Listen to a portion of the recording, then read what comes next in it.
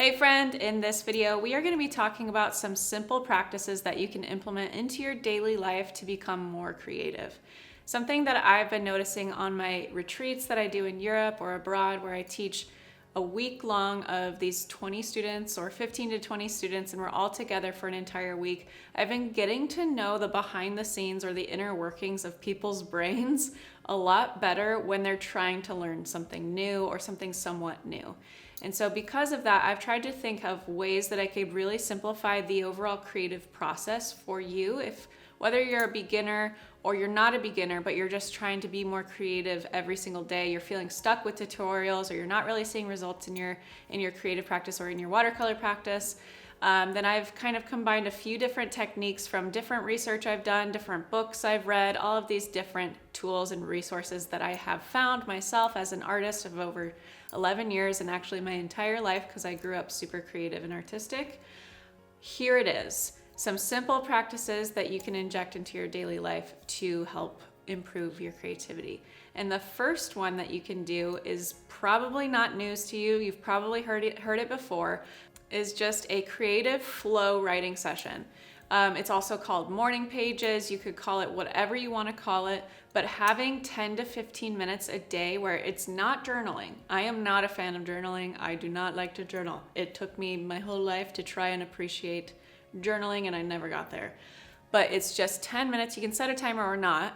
10 to 15 minutes of you writing whatever comes to mind. You're not worried about grammar. You're not worried about spelling. You're not worried if it even makes any sense. You're just writing to see what comes out. That's where the most innovative, unplanned for ideas come out of you. We all have them in our minds. And so doing that as an outside, whatever medium you paint with or whatever you do in your actual creative process, it's a process that helps to train that visualization center of your brain. Because when we really turn off the mind chatter and we let our body take over and we just start writing whatever comes to mind, that's more of the visualization center of our brain that's firing. That's when we're daydreaming in the car, and we're daydreaming when we're doing the dishes.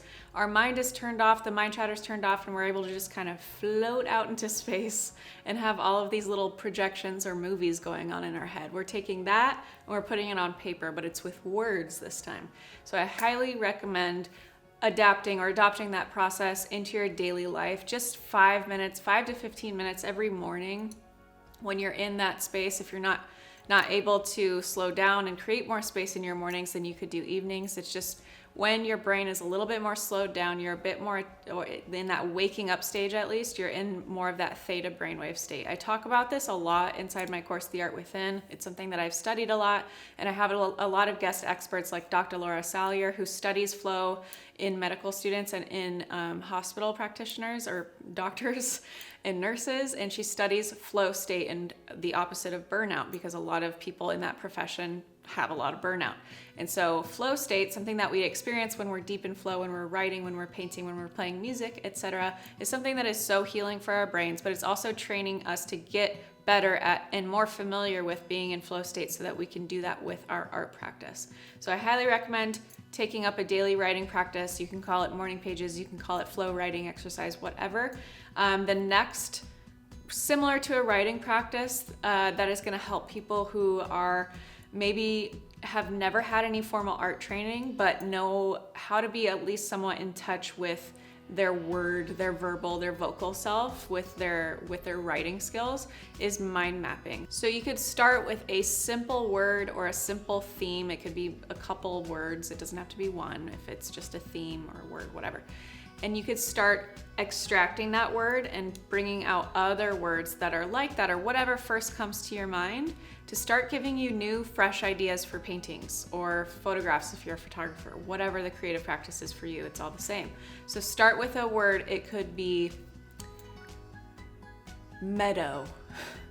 And from there you could say in France, purples and violets, or during the fall, at dusk, and see how it can go down all these different directions. Obviously, I'm on the spot and there's people watching me, so my ideas are not that great, but you'll come up with excellent ideas. When you're alone, you've got the mood going, you're listening to my Flow Spotify playlist because it's bomb and it's over 9 hours, and it's gonna help you drop into that really creative visual space with your brain so that you can write it down what you see. So you're literally, if visuals pop in your head, write a word that describes it. Or if it's a word that pops in your head, obviously write that word. But mind mapping is a little bit of a more broken down process of morning pages, or of those flow writing where you're writing consecutively for 10 to 15 minutes. This is more concentrated. And I like to use this to adapt it to, what do I want to paint today? And then if I want to paint a landscape, or I want to paint a floral, or I want to paint a portrait or whatever, I'll start with a word that comes to mind, or maybe I have something that I want to explore specifically, and I start with that and I see where it takes me and all of these different offshoots and ideas that come from it. Another great idea for injecting more creativity into your daily life is just having constraints on your creativity. This is for the people that already have a creative practice, but they're wanting to just think differently with it and improve it. So let's say you're a watercolor artist. You probably are because you're on this channel. I'm a watercolor artist. So if you're a watercolor artist, and let's say you're wanting to get better at roses, then putting maybe you're following all the tutorials online, you've started with the beginner tutorials, now you're working in and getting better, or maybe you're still at the beginner level, doesn't matter. Let's say you just want to get better at watercolor roses. Then instead of continuing to go after all the different rose tutorials you can find online, let's just watch one, get used to it, get the technique down, and now do that same thing over and over again, but with different constraints or limits.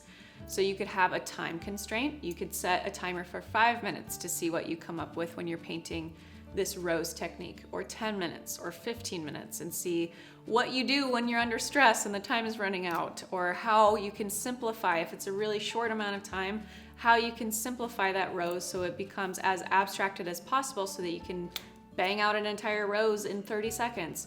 We've actually done a video just like this on roses on this channel, so we'll make sure to link to that video if you're curious or you want something to follow along with. It's a very entertaining video too, because we do a very short amount of time one, and I'm like stressing and screaming and yelping. So go watch that. So you could have time constraints, you could have color constraints, you could have just working with 3 colors. If I'm painting a rose, just working with 2 colors, or just working with 5 colors. You could have other supply, you could just use 1 brush. So think of different ways that you could twist and turn and tweak and modify that same thing, but from different angles. It's called experimentation. The whole creative process is experimentation, trying things, trying them in different ways. Even if you think it won't do anything, trying it anyways. That's how you get more creative in your daily life, and also just in whatever your creative practice is. So creative constraints. And then also, this is talked about way more in depth in my course, The Art Within, which we're currently revamping. If you're watching this at the time of recording it, you might see a wait list. Sign up for the wait list so you don't miss out when we actually launch it with the new updates. But we're working on new updates, and there's already in there this style school that helps you if you are like, okay, I've watched all these tutorials, I now grasp watercolor, or I grasp my painting technique that I like, whatever. But how do I develop my style? How do I make it unique to me?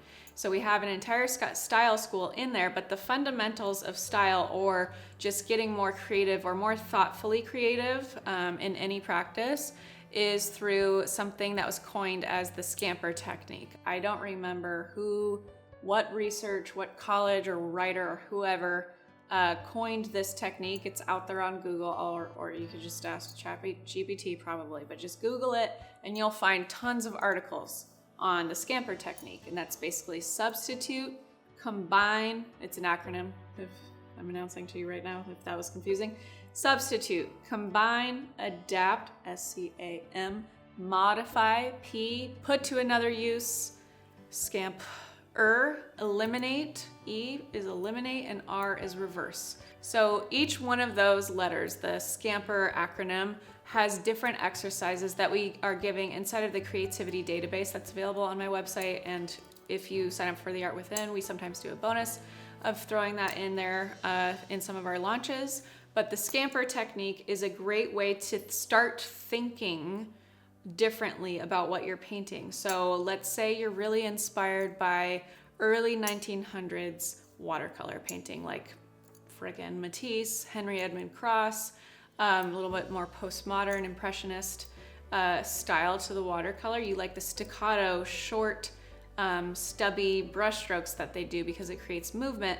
but you don't want to use the color palettes that you see, more cheery, more springy, more pastel vibes that you see in Matisse's work and even Henry Edmund Cross's work.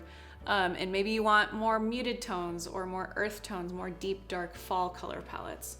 So that's a great way where you can take something and substitute the color palette or substitute the brush strokes or the composition or whatever, substitute something else or tweak it in a way, remove something and replace it and make it your own. So we have a lot of really simple exercises like this built into the Art Within. So if you're really into this kind of stuff, make sure you check out that course. Again, we're relaunching it in August of 2024, and it's getting a facelift and all these new updates. And that's the perks and joys of my online courses. If you buy them once, that you have them unlimited time and they're all online, and you get any future updates. So that's my little sales pitch for the Art Within. It is awesome, trust me. And then, okay, so another practice that you can implement into your daily life to become more creative. There's things like obviously having more fun, incorporating more play, and make sure that you're not so serious with your creative practice and only following tutorials every single day, because that can feel very scholastic and academic-y. We need to inject more and incorporate more joy and more play into our daily creative practice, because not only is art supposed to be fun, but that fun, that playful element helps you overcome those limiting beliefs in your head that tell you, you suck at this, or you don't know what to do. What do I do next? You're not trusting yourself enough. So injecting more play into your daily practice is where you start to boost and build that confidence when you have the paintbrush and you're using the paintbrush as an extension of your body, not as some mechanical thing that you use that is separate from you. It helps you become one with the paintbrush the more you treat your practice like play. And if you are trying to get better at technique, tutorials all the way. That is gonna be the best way to help with your technique. But if you're also trying to balance this creativity and structure and not just having the structure, have a practice that you can be really playful with a painting for 5 minutes and just do whatever you want. Like literally do whatever you want. Don't follow a tutorial. Just paint whatever you want. It could be simple, it could be stripes. It doesn't have to be complicated. And if it is feeling intimidating and stressful, then you're overcomplicating it. So make it really, really simple, like stripes or a gradient wash. And we did a video that's coming out later this month on these exact paintings. So I'll give you 3 different ideas of how to, do painting tutorials that inject more play into your life, or paintings that inject more play into your life, like I'm talking about. There's also other things like changing your environment if you're feeling lack of inspiration, going for a walk, changing scenery, making sure that the environment, that the mood, the set and setting are dreamy and perfection to whatever is going to be conducive to your style of creativity. That might be punk rock music for you, or angsty Alanis Morissette, or hip hop.